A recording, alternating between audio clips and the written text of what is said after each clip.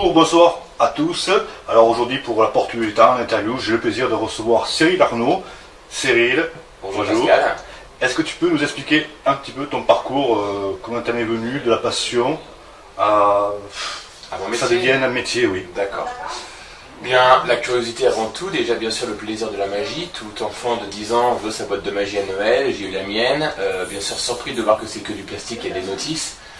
Mais j'ai toujours été quand même passionné par la magie, j'ai suivi les émissions, j'ai été après, moi je suis parisien, donc dans Paris on a beaucoup de magasins de magie, donc on a acheté j'ai acheté des petits tours, mes parents m'offraient des tours également. Et puis en fait de là, plus tard en grandissant, je me suis alors orienté sans le savoir vers tout ce qui est magie mentale, divination, prédiction, télépathie. D'accord. Là ensuite j'ai découvert le mentalisme, qui est un peu plus complexe, qui est vraiment sur le développement personnel. Et enfin l'hypnose. D'accord. Tu as fait une formation ou pas? Oui. Alors, j'ai d'abord voulu me documenter par moi-même, apprendre vraiment le lexique, quelles hypnoses différentes il pouvait y avoir, de manière à ce que lorsque j'allais assister à ma première formation, de pouvoir au moins de savoir de quoi ça parlait et de mieux assimiler ce que l'on allait m'apprendre. J'ai fait quelques tests avec des soirées entre amis, voilà, qui à ma grande surprise, ça marchait, je ne sais pas pourquoi ça marchait, mais ça fonctionnait par rapport à tout ce que j'avais lu. En fait, c'est comme si mon inconscient, à force de lire, de se documenter, m'avait mis une notice. Et après, bien sûr, j'ai fait une formation, et où j'ai appris un peu comment fonctionne le conscient, l'inconscient, et comment on peut arriver en fait à faire prendre le pas l'un sur l'autre. C'est le but de l'hypnose, de l'état modifié de conscience. D'accord. Bon, tu connais bien sûr la série Le Mentaliste, obligé? Oui, tout à fait. Voilà. Alors, une question par rapport à ça, est-ce que cette série, des gens comme toi, donc, qui sont professionnels là-dedans, est-ce que tu penses que ça vous a aidé, que ça a avancé les choses? Bien sûr, ça a aidé, ça a accentué l'effet de mode, on peut dire ça, parce que forcément, quand on voit quelque chose à la télé et qu'on voit qu'en fait, il y a des spectacles qui existent là-dessus basés sur cet effet-là, c'est intéressant.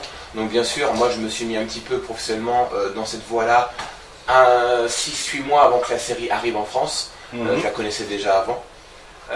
Dans la série de Mentalisme, c'est vraiment du mentalisme pur qu'il emploie, c'est pas de la magie mentale. Magie mentale, on fait un spectacle, on a des numéros, des jeux de cartes, on a des livres, on a des accessoires, des ustensiles. Grâce à ça, on arrive à proposer les mêmes effets. Le mentaliste, lui, comme dans la série télé, utilise uniquement la psychologie, la suggestion, l'hypnose, la PNL et encore d'autres techniques pour arriver à optimiser le comportement, la communication, bien sûr faire des suggestions, induire, persuader, etc. Et si on t'appelait pour les enquêtes judiciaires, ça te ferait plaisir de participer? Pourquoi pas? C'est pas encore proposé. De toute façon, aujourd'hui, j'ai surtout mon activité qui est liée surtout à l'hypnose de spectacle. D'accord. Mais effectivement, pourquoi pas? Comme dans la série télé, peut-être qu'un jour, les services juridiques et d'enquête utiliseront peut-être des dons de communication pour arriver à savoir qui dit le vrai, qui dit le faux, et comment arriver à voir que tel indice ou que peut-être que telle preuve est à prendre en considération sur une autre voie, on va dire. D'accord. Alors justement, une question qui me revient. On parle d'hypnose, d'accord, de spectacle. Et est-ce que tu peux expliquer aux gens qui vont nous écouter la différence entre l'hypnose de spectacle et l'hypnose thérapeutique? Très bien. En hypnose de spectacle, faut savoir que ce sont des effets, on va dire, plutôt immédiats. Et visuels. Il faut que le public qui soit dans la salle ou de l'autre côté de l'écran puisse comprendre, voir ce qui est en train de se passer. Donc on a très peu de temps pour agir sur nos sujets. Et il faut qu'il se passe des choses que on dise waouh, il se passe quelque chose. Donc ce ne sont pas les mêmes effets qu'en thérapie. En thérapie, sachant que l'hypnose est arrivée depuis déjà très longtemps, depuis l'ancienne Égypte, c'est d'abord un but médical. Ils ont très vite compris, au niveau des Égyptiens, que c'est le cerveau qui contrôle tout. Les douleurs, les sensations, les émotions. Et donc par des gestes, par des regards, des expressions, ils arrivaient à induire une personne pour qu'elle oublie sa douleur, ou son mal-être, ou son malaise. D'accord.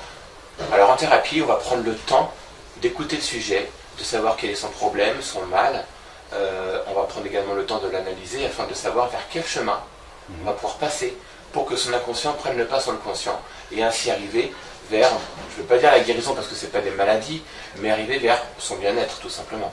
D'accord. Alors ensuite, on m'avait posé aussi une question.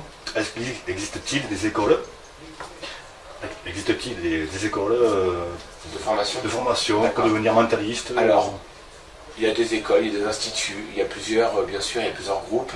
Alors, pour devenir mentaliste, c'est un travail qui est assez long sur le temps.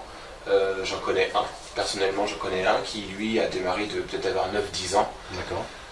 Il a toujours été dedans, à développer son système sensoriel, extrasensoriel, celui des autres, à l'observer, à être très observateur, arriver à trouver le langage, à s'adapter. C'est surtout de la psychologie, de la communication, de la suggestion, de la PNL, comme je l'ai dit tout à l'heure. Maintenant, il y en a d'autres bien sûr en France. Maintenant, en magie mentale, ce sont des numéros de magie qui vont donner l'impression de prédiction, divination, télépathie. D'accord. En hypnose, il y a également bien sûr des instituts de formation. Alors, hypnose de spectacle, en général, on apprend bien sûr tout d'abord l'hypnose classique.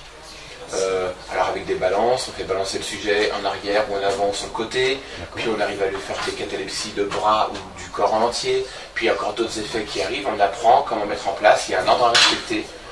Il y a un ordre à respecter, pourquoi? Pour que l'inconscient soit d'accord, et surtout ne pas sauter un palier, puisque c'est comme un rêve, on a un certain palier, d'accord? En hypnose thérapeutique, là on va prendre plutôt les différents outils et les différentes manières d'hypnotiser pour que le sujet qui soit venu puisse se relaxer, être en confiance, comme en spectacle d'ailleurs, mais surtout qu'on puisse aller au plus profond des choses. En spectacle, l'effet est quasi immédiat, et il va avoir une durée assez rapide dans le temps. C'est-à-dire qu'au bout de 10-15 minutes, si on n'a rien fait, le sujet va plus ou moins, on va devoir lui changer d'effet ou autre, sinon ça va se réveiller, il va sortir de son état modifié. Et les effets auront un très court effet sur eux. En thérapie, on va plutôt aller dans la profondeur. La personne va la plonger vraiment longtemps en hypnose, on va aller vraiment au plus profond des choses. Et là, ce qu'on va lui induire pour qu'il aille bien, pour qu'il aille mieux, sera quasi permanent. Comme pour devenir non-fumeur, pour réduire l'estomac, pour avoir une confiance en soi pour un examen, plein d'autres choses comme ça. Et là, ce sera permanent. Et tu as déjà fait du coaching justement à ce niveau-là ou pas? Le coaching, c'est intéressant comme mot parce qu'aujourd'hui on est très vite coach. En fait, c'est du conseil, on appelle ça du conseil. Alors, ça m'est arrivé bien sûr, quelques fois pour des proches, pour des personnes qu'on m'a présentées, de le faire.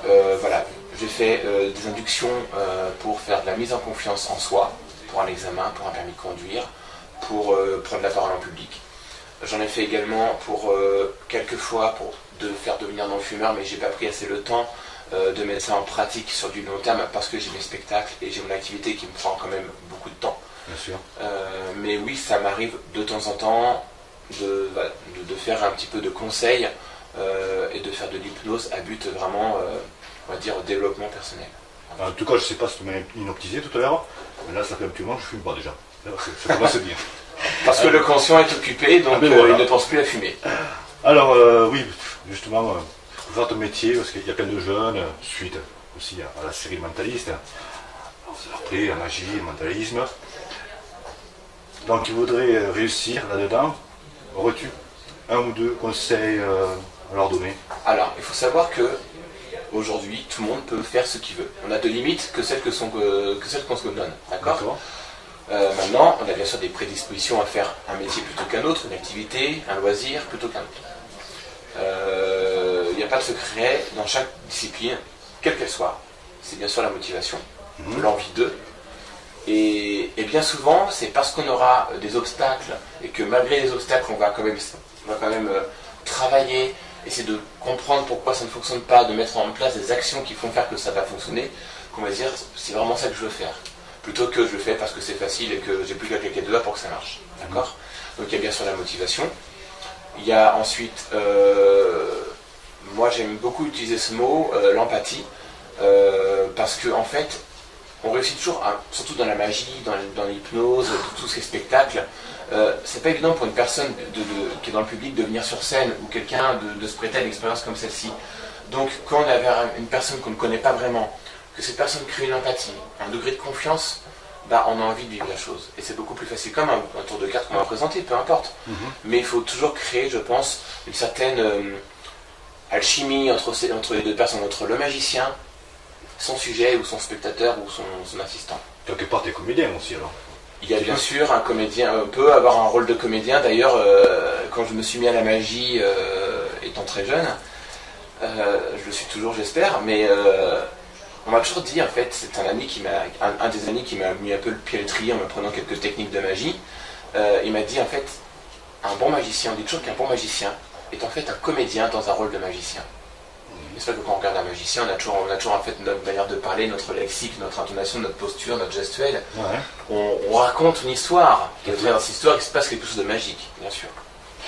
Alors ensuite, comment ça te vient l'inspiration pour faire tes spectacles et surtout pour les renouveler, pour que ça change? Je m'inspire de ma vie déjà, je m'inspire de ce que j'ai pu vivre, de ce que j'ai pu observer, je m'inspire de ce que je vois autour de moi. En fait, comme les comédiens, ils s'inspirent de ce qu'ils voient toute la journée pour créer leur sketch. Eh bien moi c'est la même chose. Je me dis, ce serait amusant si quelqu'un pouvait vivre cette situation-là. Comment je peux l'adapter en spectacle? Ou alors c'est même mieux, c'est les sujets directement qui vont m'inspirer parce que sur scène ils vont avoir des réactions, des expressions. Et par rapport aux expressions et réactions qu'ils vont avoir, je vais dire tiens, pourquoi pas? Pourquoi pas vivre ça? Et hop, on lui fait vivre ce qu'il semble vouloir vraiment vivre. En fait l'inconscient communique tout le temps. À travers les expressions on le voit, le regard, la posture, la respiration. On dit tiens, là on est dans le oui, et la personne a l'impression qu'elle veut aller au-delà de ce qu'on lui propose, on va aller donc plus loin dans les faits. D'accord. Aimerais-tu écrire un livre? Alors, bonne question, on me l'a déjà posée. Aujourd'hui, non. Peut-être que plus tard j'y viendrai, écrire un livre, alors soit sur l'hypnose, la magie, ou autre, sur un parcours de vie, parce que moi je m'intéresse beaucoup à tout ce qui est développement personnel, professionnel. Comme je dis tout à l'heure, on a de limites que celles que l'on se donne. D'accord? Donc en fait, tout est possible dans la vie, à condition de mettre des actions en place. Alors ça peut être sur le professionnel, l'amical, le sentimental, tous les niveaux. Donc pourquoi pas? Un jour, peut-être que je me dirai, tiens, ça m'intéresse, ou peut-être qu'on me proposera, peut-être qu'il y aura un projet qui se mettra en place. Bien sûr. Pour l'instant, aujourd'hui, non. D'accord. Et juste pour te connaître un petit peu plus et pour que le public te connaisse encore mieux, as-tu un film préféré? Un film fétiche? Alors, un film préféré, j'en ai pas un, j'en ai toute une étagère. Si tu devais en donner un. C'est une très bonne question. J'ai la chance, peut-être, je sais pas, d'être en génération 80, donc forcément le film qui m'a le marqué le plus étant enfant, c'était E.T. Alors déjà, un autre monde, vivre deux personnes qui sont d'un monde totalement différent, arrivent à se comprendre, à créer vraiment des choses. Elliot ressent ce que E.T. est en train de vivre. Il y a des choses vraiment très intéressantes. Il y a l'émotion, l'amitié qui est très importante pour moi. J'aime tout ce qui est film aussi en rapport avec le voyage dans le temps. Alors que ce soit des films sérieux ou un peu tirés en comédie, Retour vers le futur, la trilogie bien sûr. Il y a des films comme Fréquence interdite où on a que des rebondissements de situation qu'on se dit qu'en fait, mais si je change un petit détail de ma vie, il y aura forcément des incidences après. C'est vrai. Et ça, on n'y pense pas assez. L'effet papillon. C'est un effet papillon également, qui est également un autre film avec Ashton Kutcher. Tout à fait. Qui est vraiment un très bon film. En fait, et en fait, on se dit, mince, si dans ma journée, je fais tout ce que j'ai à faire, à dire, bon, au moins, je ne regretterai pas, parce qu'on ne peut pas revenir en arrière, bien sûr. On n'a pas de machine à voyager dans le temps encore aujourd'hui. Donc, autant faire ce qu'on a à faire et à dire lorsqu'on a envie, et au moins, on n'a pas de regrets, et au moins, c'est nous qui construisons notre futur par rapport à notre présent. D'accord. Est-ce que tu penses qu'un jour, tu pourrais arriver à changer de cap et passer de l'hypnose au spectacle, d'accord, expérimentalisme, et passer à l'hypnose thérapeutique? Pourquoi pas? Je sais que moi, si on m'avait dit déjà il y a 10 ans, on m'aurait dit Cyril, dans 10 ans t'es hypnotiseur, j'aurais rigolé. Ouais. Donc pourquoi pas? Mais bon, pour l'instant, je sais que le spectacle m'a toujours intéressé depuis que je suis tout petit. Que ce soit sur scène, ou que ce soit la préparation, ou l'organisation, ça m'a toujours vraiment porté à cœur. Donc, je pense que je suis quand même parti sur le spectacle, en tout cas dans ce domaine-là, sur encore, j'espère pour moi, encore quelques années. Après, on verra pourquoi pas l'un ou l'autre, ou pourquoi pas les deux. À titre de curiosité, bon, imaginons que tu ferais de l'hypnose thérapeutique, bon, tu t'y connais quand même, c'est ton métier, à part que c'est du spectacle, mais penses-tu qu'on peut essayer de déprogrammer, programmer quelqu'un qui serait psychotique? J'ai pas étudié ces cas-là.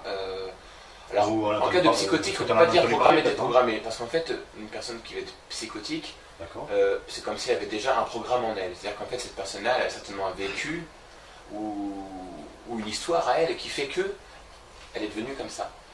Donc, elle s'est auto-programmée. Donc, en fait, on va plutôt dire que je pense qu'il faudrait arriver à déprogrammer ce programme, on va dire, malfaisant pour elles. Et souvent, les personnes ne se rendent pas compte qu'elles sont dans cet état-là, pour arriver à lui mettre un programme bienveillant, mais qu'il soit toujours en accord avec son inconscient. Parce qu'on a tous nos valeurs, nos croyances, qu'elles soient limitantes ou pas. Et c'est toujours important d'en tenir compte pour avancer et pour que la personne puisse l'accepter. L'inconscient accepte ce qu'il veut accepter. Alors ensuite, une autre question qu'on m'a demandé de te poser. J'ai pu remarquer, c'est par rapport à Internet, quand on fait une recherche sur Internet, sur le mot hypnose, on tombe sur des sites, mais hypnose et le mentalisme, c'est relié. Tout à fait. Alors, ça c'est... On peut faire de l'hypnose sans faire de mentalisme. D'accord. On ne peut pas faire de mentalisme sans faire de l'hypnose. D'accord. C'est-à-dire que dans le mentalisme, c'est avant tout le développement personnel, le développement du système sensoriel, extrasensoriel. On va s'intéresser surtout à faire avancer la personne. On va arriver à lui créer des connexions, on va lui faire prendre en compte que ce qui se passe autour de soi est important pour notre corps, pour notre cerveau, et en fait par rapport au comportement qu'on va avoir, on va également nous agir sur le comportement de l'environnement extérieur, les personnes, comme aussi ce qu'on peut ressentir. D'accord. Donc dans le mentalisme, il y a forcément la PNL, donc programmation neurolinguistique, la suggestion, la psychologie cognitive, la communication, l'hypnose, bien sûr. La lecture à chaud, sinon, un petit peu. Tout à fait, alors on peut dire du code reading, lecture à froid, code reading, bien sûr. Reading, mais il y a tout ça, il y a tout un ensemble, c'est vraiment beaucoup de techniques pour pouvoir se prétendre mentaliste. Voilà. D'accord. Je parle bien sûr du mentalisme, je ne parle pas des magiciens mentaux qui eux font des spectacles qui présentent des effets comme s'ils étaient mentalistes. Non, nous, les magiciens mentaux, parce que je fais également de la magie mentale, on utilise des accessoires, des techniques de présentation ou autres, et on produit l'effet de divination, prédiction télépathique. Les mentalistes, eux, comme ils sont très ouverts sur tout ce qui est communication, psychologie, PNL, etc., on peut arriver on se synchronise sur la personne, sur le sujet, et comme on s'est synchronisé, on s'est calibré un peu, on peut arriver à l'induire, à lui suggérer des choses. D'accord. Et on va avoir les mêmes pensées, donc c'est très facile de dire, ben voilà, vous avez choisi plutôt cet objet plutôt que là, parce que... Voilà. C'est deux techniques totalement différentes. Voilà. Et tes capacités, est-ce que dans la vie de tous les jours, ça te sert?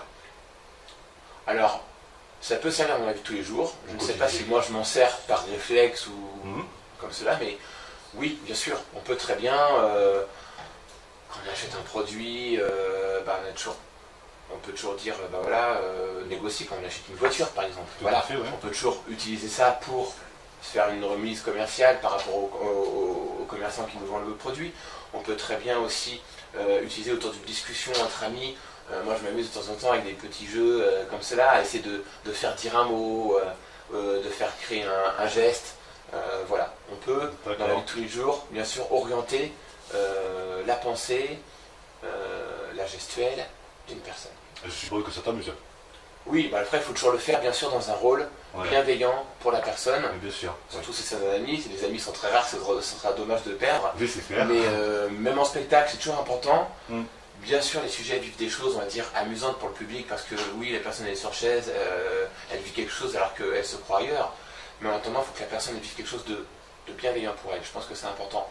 C'est comme ça que le public dise, ah maman, j'aurais bien voulu monter à sa place finalement. Mais voilà, mais au moins t'apportes du bonheur. Aussi, bien sûr. C'est ça qui est important. Alors ensuite, as-tu des anecdotes au niveau des spectacles? Alors des anecdotes amusantes ou moins amusantes? Oui, j'en ai plein. J'en ai une qui me vient comme ça. C'était mon premier spectacle d'hypnose. Donc c'était encore l'hypnose classique à l'époque, donc je mettais un petit peu de temps à programmer vraiment les personnes. Donc je préférais prendre plus de temps et assurer le show plutôt que d'y aller trop vite. Donc j'y allais vraiment avec le protocole classique. Et j'ai un sujet, d'ailleurs j'ai gardé contact parce que c'est un sujet qui habite dans la région dans laquelle je vis et qui est très sympathique. Et puis c'est toujours bon d'avoir des bons sujets avec nous. Et en fait il avait vraiment le comportement... Il vivait ce qu'on lui donnait. En fait, à un moment donné, c'était un effet où il pouvait boire la boisson de son choix. Il n'avait rien dans les mains. Il avait vraiment son petit verre, il faisait tourner des glaçons, il buvait. Et encore une fois, je disais bien, il n'avait rien du tout dans les mains, les sujets. Il vivait vraiment l'induction, la suggestion, en fait. Et c'était vraiment très sympathique à voir et à vivre, parce que je me disais, d'un côté, je suis l'hypnotiseur, mais en même temps je suis spectateur. Et c'est arrivé à mon premier spectacle, et du coup, c'est ça qui est intéressant. C'est qu'en fait, il ne faut pas que j'oublie qu'il y a un échange qui se crée entre les sujets sur scène, l'hypnotiseur et le public. Et je pense que c'est une expérience qui se passe à 3 personnes en fait. Voilà, il ne faut pas oublier. Faut pas oublier que le public est là, il a besoin qu'on lui explique ce qui est en train de se passer, il a besoin il voit bien sûr, mais il a besoin de comprendre pourquoi. Et en même temps, il y a des réactions du sujet à prendre en compte. Et de créer comme ça, il y a un mouvement qui va être entre nous 3. D'accord. Je pense que c'est comme si on vivait quelque chose tous ensemble. Et ça, c'est important. Et on se retrouve dans un instant pour des expériences. Un métier plutôt qu'un autre, une activité, un loisir plutôt qu'un autre. Il n'y a pas de secret dans chaque discipline, quelle qu'elle soit. C'est bien sûr la motivation, l'envie d'eux. Et bien souvent, c'est parce qu'on aura des obstacles et que malgré les obstacles, on va quand même travailler, essayer de comprendre pourquoi ça ne fonctionne pas, de mettre en place des actions qui font faire que ça va fonctionner, qu'on va dire c'est vraiment ça que je veux faire. Plutôt que je le fais parce que c'est facile et que j'ai plus qu'à claquer 2 doigts pour que ça marche. D'accord ? Donc il y a bien sûr la motivation. Il y a ensuite, moi j'aime beaucoup utiliser ce mot, l'empathie, parce que en fait, on réussit toujours, surtout dans la magie, dans l'hypnose, tous ces spectacles, c'est pas évident pour une personne qui est dans le public de venir sur scène ou quelqu'un de se prêter à une expérience comme celle-ci. Donc quand on a une personne qu'on ne connaît pas vraiment, que cette personne crée une empathie, un degré de confiance, bah, on a envie de vivre la chose. Et c'est beaucoup plus facile, comme un tour de cartes qu'on va présenter, peu importe. Mais il faut toujours créer, je pense, une certaine alchimie entre les 2 personnes, entre le magicien, son sujet ou son spectateur ou son assistant. Quelque part, tu es comédien aussi alors.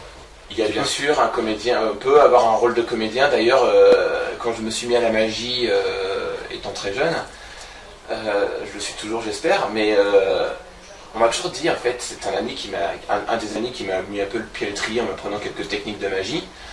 Il m'a dit en fait, un bon magicien, on dit toujours qu'un bon magicien est en fait un comédien dans un rôle de magicien. C'est vrai que quand on regarde un magicien, on a toujours en fait notre manière de parler, notre lexique, notre intonation, notre posture, notre gestuelle. On raconte une histoire. Et à travers cette histoire, il se passe quelque chose de magique, bien sûr. Alors ensuite, comment ça te vient l'inspiration pour faire tes spectacles et surtout pour les renouveler, pour que ça change? Je m'inspire de ma vie déjà. Je m'inspire de ce que j'ai pu vivre, de ce que j'ai pu observer. Je m'inspire de ce que je vois autour de moi. En fait, comme les comédiens, ils s'inspirent de ce qu'ils voient toute la journée pour créer leur sketch. Bien, moi, c'est la même chose. Je me dis, tiens, ce serait amusant si quelqu'un pouvait vivre cette situation-là. Comment je peux l'adapter à un spectacle? Ou alors, c'est même mieux, c'est les sujets directement qui vont m'inspirer, parce que sur scène, ils vont avoir des réactions, des expressions. Et par rapport aux expressions et réactions qu'ils vont avoir, je vais dire, tiens, pourquoi pas? Pourquoi pas vivre ça? Et hop, on lui fait vivre ce qu'il semble vouloir vraiment vivre. En fait, l'inconscient communique tout le temps. À travers les expressions, on le voit. Le regard, la posture, la respiration. On dit tiens, là on est dans le oui, et la personne a l'impression qu'elle veut aller au-delà de ce qu'on lui propose, on va aller donc plus loin dans les faits. D'accord. Aimerais-tu écrire un livre? Alors, bonne question, on me l'a déjà posée. Aujourd'hui, non. Peut-être que plus tard j'y viendrai, écrire un livre, alors soit sur l'hypnose, la magie, ou autre, sur un parcours de vie. Parce que moi je m'intéresse beaucoup à tout ce qui est développement personnel, professionnel, de respecter pourquoi, pour que l'inconscient soit d'accord, et surtout, ne pas sauter un palier, puisque c'est comme un rêve, on a un certain palier, d'accord. En hypnose thérapeutique, là on va prendre plutôt les différents outils et les différentes manières d'hypnotiser pour que le sujet qui soit venu puisse se relaxer, être en confiance, comme en spectacle d'ailleurs, mais surtout qu'on puisse aller au plus profond des choses. En spectacle, l'effet est quasi immédiat, et il va avoir une durée assez rapide dans le temps. C'est-à-dire qu'au bout de 10-15 minutes, si on n'a rien fait, le sujet va plus ou moins, on va devoir lui changer d'effet ou autre. Sinon, ça va se réveiller, il va sortir de son état modifié. Et les effets auront un très court effet sur eux. En thérapie, on va plutôt aller dans la profondeur. La personne va la plonger vraiment longtemps en hypnose, on va aller vraiment plus profond des choses. Et là, ce qu'on va lui induire pour qu'il aille bien, pour qu'il aille mieux, sera quasi permanent. Comme pour devenir non-fumeur, pour réduire l'estomac, pour avoir une confiance en soi pour un examen, plein d'autres choses comme ça. Et là, ce sera permanent. Et tu as déjà fait du coaching justement à ce niveau-là ou pas? Le coaching, c'est intéressant comme mot parce qu'aujourd'hui on est très vite coach. En fait, c'est du conseil, on appelle ça du conseil. Alors, ça m'est arrivé bien sûr, quelquefois pour des proches, pour des personnes qu'on m'a présentées, de le faire. Voilà, j'ai fait des inductions pour faire de la mise en confiance en soi, pour un examen, pour un permis de conduire, pour prendre la parole en public. J'en ai fait également pour quelquefois pour faire devenir non-fumeur, mais j'ai pas pris assez le temps de mettre ça en pratique sur du long terme parce que j'ai mes spectacles et j'ai mon activité qui me prend quand même beaucoup de temps. Bien sûr. Mais oui, ça m'arrive de temps en temps de faire un petit peu de conseils et de faire de l'hypnose à but vraiment, on va dire, développement personnel. En tout cas, je ne sais pas si tu m'as hypnotisé tout à l'heure, mais là, ça fait un petit moment que je ne fume pas déjà. Ça commence bien. Parce que le conscient est occupé, donc voilà. Il ne pense plus à fumer. Alors, oui, justement, pour faire ton métier, parce qu'il y a plein de jeunes, suite aussi à la série Mentaliste, après la magie, le mentalisme. Donc, ils voudraient réussir là-dedans. Aurais-tu un ou deux conseils à leur donner? Alors, il faut savoir que aujourd'hui, tout le monde peut faire ce qu'il veut. On a de limites que celles qu'on se donne. D'accord. Maintenant, on a bien sûr des prédispositions à faire un métier plutôt qu'un autre, une activité, un loisir plutôt qu'un autre. Il n'y a pas de secret dans chaque discipline, quelle qu'elle soit. C'est bien sûr la motivation, l'envie d'eux. Et bien souvent, c'est parce qu'on aura des obstacles et que malgré les obstacles, on va quand même travailler, essayer de comprendre pourquoi ça ne fonctionne pas, de mettre en place des actions qui font faire que ça va fonctionner. Qu'on va dire, c'est vrai, en fait, c'est un des amis qui m'a mis un peu le pied à l'étrier en me prenant quelques techniques de magie. Il m'a dit, en fait, un bon magicien, on dit toujours qu'un bon magicien est en fait un comédien dans un rôle de magicien. C'est vrai que quand on regarde un magicien, on a toujours en fait notre manière de parler, notre lexique, notre intonation, notre posture, notre gestuelle. Ouais. On raconte une histoire, et à travers cette histoire, il se passe quelque chose de magique, bien sûr. Alors ensuite, comment ça te vient l'inspiration pour faire tes spectacles et surtout pour les renouveler, pour que ça change? Je m'inspire de ma vie déjà, je m'inspire de ce que j'ai pu vivre, de ce que j'ai pu observer, je m'inspire de ce que je vois autour de moi. En fait, comme les comédiens, ils s'inspirent de ce qu'ils voient toute la journée pour créer leur sketch. Eh bien moi c'est la même chose. Je me dis, ce serait amusant si quelqu'un pouvait vivre cette situation-là. Comment je peux l'adapter à un spectacle? Ou alors c'est même mieux, c'est les sujets directement qui vont m'inspirer parce que sur scène ils vont avoir des réactions, des expressions. Et par rapport aux expressions et réactions qu'ils vont avoir, je vais dire tiens, pourquoi pas? Pourquoi pas vivre ça? Et hop, on lui fait vivre ce qu'il semble vouloir vraiment vivre. En fait, l'inconscient communique tout le temps. À travers les expressions, on le voit, le regard, la posture, la respiration. On dit tiens, là on est dans le oui, et la personne a l'impression qu'elle veut aller au-delà de ce qu'on lui propose. On va aller donc plus loin dans les faits. D'accord. Aimerais-tu écrire un livre? Alors, bonne question, on me l'a déjà posée. Aujourd'hui, non. Peut-être que plus tard j'y viendrai, écrire un livre, alors soit sur l'hypnose, la magie, ou autre, sur un parcours de vie. Parce que moi je m'intéresse beaucoup à tout ce qui est développement personnel, professionnel. Comme je dis tout à l'heure, on a de limites que celles que l'on se donne. D'accord? Donc en fait, tout est possible dans la vie, à condition de mettre des actions en place. Alors ça peut être sur le professionnel, l'amical, le sentimental, tous les niveaux. Donc pourquoi pas? Un jour, peut-être que je me dirai tiens, ça m'intéresse, ou peut-être qu'on me proposera, peut-être qu'il y aura un projet qui se mettra en place. Bien sûr. Pour l'instant, aujourd'hui, non. D'accord. Et juste pour te connaître un petit peu plus et pour que le public te connaisse encore mieux, as-tu un film préféré? Un film fétiche? Alors, un film préféré, j'en ai pas un, j'en ai toute une étagère. Si tu devais en donner un. C'est une très bonne question. J'ai la chance, peut-être, je sais pas, d'être en génération 80, donc forcément le film qui m'a le marqué le plus étant enfant, c'était E.T. Alors déjà, un autre monde, vivre les deux personnes qui sont d'un monde totalement différent, arrivent à se comprendre, à créer vraiment des choses. Elliot ressent ce que E.T. est en train de vivre. Il y a des choses vraiment très intéressantes. Il y a l'émotion, l'amitié qui est très importante pour moi. J'aime tout ce qui est film aussi en rapport avec le voyage dans le temps. Alors, ce soit des films sérieux ou un peu tirés en comédie. Retour vers le futur, la trilogie, bien sûr. Il y a des films comme Fréquence interdite où on a que des rebondissements de situation qu'on se dit qu'en fait, mais si je change un petit détail de ma vie, il y aura forcément des incidences après. C'est vrai. Sensoriel, extrasensoriel, on va s'intéresser surtout à faire avancer la personne. On va arriver à lui créer des connexions, on va lui faire prendre en compte que ce qui se passe autour de soi est important, pour notre corps, pour notre cerveau, et en fait par rapport au comportement qu'on va avoir, on va également nous agir sur le comportement de l'environnement extérieur, les personnes, comme aussi ce qu'on peut ressentir. D'accord. Donc dans le mentalisme, il y a forcément la PNL, donc programmation neurolinguistique, la suggestion, la psychologie cognitive, la communication, l'hypnose, bien sûr. La lecture à chaud, sinon, un petit peu. Tout à fait, alors on peut dire du code reading, lecture à froid, code reading, bien sûr. Reading, en anglais. Mais il y a tout ça, il y a tout un ensemble, c'est vraiment beaucoup de techniques pour pouvoir se prétendre mentaliste. Voilà. D'accord. Je parle bien sûr du mentalisme, je ne parle pas des magiciens mentaux qui eux font des spectacles qui présentent des effets comme s'ils étaient mentalistes. Non, nous, les magiciens mentaux, parce que je fais également de la magie mentale, on utilise des accessoires, des techniques de présentation ou autres, et on produit l'effet de divination, prédiction télépathique. Les mentalistes, eux, comme ils sont très ouverts sur tout ce qui est communication, psychologie, PNL, etc., on peut arriver on se synchronise sur la personne, sur le sujet, et comme on s'est synchronisé, on s'est calibré un peu, on peut arriver à l'induire, à lui suggérer des choses. D'accord. Et on va avoir les mêmes pensées, donc c'est très facile de dire, ben voilà, vous avez choisi plutôt cet objet plutôt que là, parce que. Voilà. C'est deux techniques totalement différentes. Voilà. Et tes capacités, est-ce que dans la vie de tous les jours, ça te sert?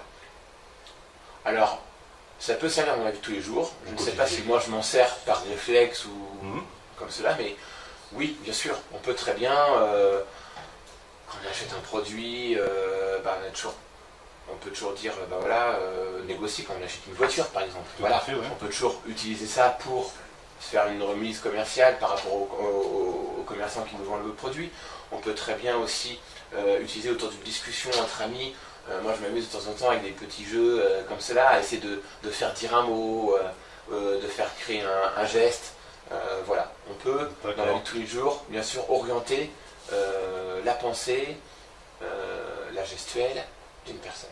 Je suppose que ça t'amuse.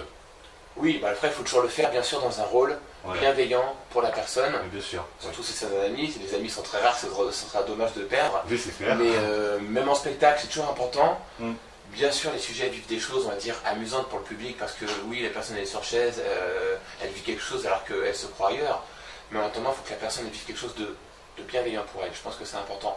C'est comme ça que le public dise « Ah mon mince, j'aurais bien voulu monter à sa place finalement. » Mais voilà, mais au moins t'apportes du bonheur. Aussi, bien sûr. C'est ça qui est important. Alors ensuite, as-tu des anecdotes au niveau des spectacles? Alors, une question par rapport à ça, est-ce que cette série, des gens comme toi, donc, qui sont professionnels là-dedans, est-ce que tu penses que ça vous a aidé, que ça a avancé les choses? Bien sûr, ça a aidé, ça a accentué l'effet de mode, on peut dire ça, parce que forcément, quand on voit quelque chose à la télé et qu'on voit qu'en fait, il y a des spectacles qui existent là-dessus basés sur cet effet-là, c'est intéressant. Donc bien sûr, moi je me suis mis un petit peu professionnellement dans cette voie-là, 6-8 mois avant que la série arrive en France. Je la connaissais déjà avant. Dans la série de mentalisme, c'est vraiment du mentalisme pur qu'il emploie, c'est pas de la magie mentale. Magie mentale, on fait un spectacle, on a des numéros, des jeux de cartes, on a des livres, on a des accessoires, des ustensiles. Grâce à ça, on arrive à proposer les mêmes effets. Le mentaliste, lui, comme dans la série télé, utilise uniquement la psychologie, la suggestion, l'hypnose, la PNL et encore d'autres techniques pour arriver à optimiser le comportement, la communication, bien sûr faire des suggestions, induire, persuader, etc. Et si on t'appelait pour les enquêtes judiciaires, ça te ferait plaisir de participer? Pourquoi pas? C'est pas encore proposé. De toute façon, aujourd'hui, j'ai surtout mon activité qui est liée surtout à l'hypnose de spectacle. D'accord. Mais effectivement, pourquoi pas? Comme dans la série télé, peut-être qu'un jour, les services juridiques et d'enquête utiliseront peut-être des dons de communication pour arriver à savoir qui dit le vrai, qui dit le faux, et comment arriver à voir que tel indice ou que peut-être que telle preuve est à prendre en considération sur une autre voie, on va dire. D'accord. Alors justement, une question qui me revient. On parle d'hypnose, d'accord, de spectacle. Et est-ce que tu peux expliquer aux gens qui vont nous écouter la différence entre l'hypnose de spectacle et l'hypnose thérapeutique? Très bien. En hypnose de spectacle, faut savoir que ce sont des effets, on va dire, plutôt immédiats. Et visuel, il faut que le public qui soit dans la salle ou de l'autre côté de l'écran puisse comprendre, voir ce qui est en train de se passer. Donc on a très peu de temps pour agir sur nos sujets et il faut qu'il se passe des choses que on dise waouh, il se passe quelque chose. Donc ce ne sont pas les mêmes effets qu'en thérapie. En thérapie, sachant que l'hypnose est arrivée depuis déjà très longtemps, depuis l'ancienne Égypte, c'est d'abord un but médical. Ils ont très vite compris, au niveau des Égyptiens, que c'est le cerveau qui contrôle tout. Les douleurs, les sensations, les émotions. Et donc par des gestes, par des regards, des expressions, ils arrivaient à induire une personne pour qu'elle oublie sa douleur, ou son mal-être, ou son malaise. D'accord. Alors en thérapie, on va prendre le temps d'écouter le sujet, de savoir quel est son problème, son mal. On va prendre également le temps de l'analyser afin de savoir vers quel chemin on va pouvoir passer pour que son inconscient prenne le pas sur le conscient et ainsi arriver vers, je ne veux pas dire la guérison parce que ce n'est pas des maladies, mais arriver vers son bien-être tout simplement. D'accord. Alors ensuite, on m'avait posé aussi une question. Existe-t-il des écoles des écoles